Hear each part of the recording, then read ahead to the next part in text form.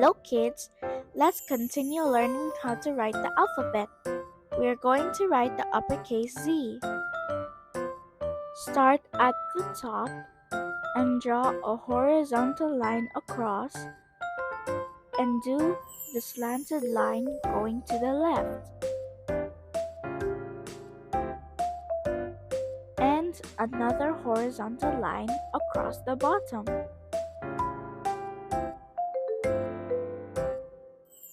Let's continue writing the lowercase z. Start in the middle line and draw a horizontal line across and do the slanted line going to the left and another horizontal line across the bottom.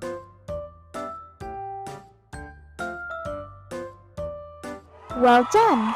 You are getting better with each try. Keep on practicing. Check it out in the description below. You can download our free practice handwriting worksheets and watch more of our videos. Don't forget to like, subscribe, and share. Bye-bye!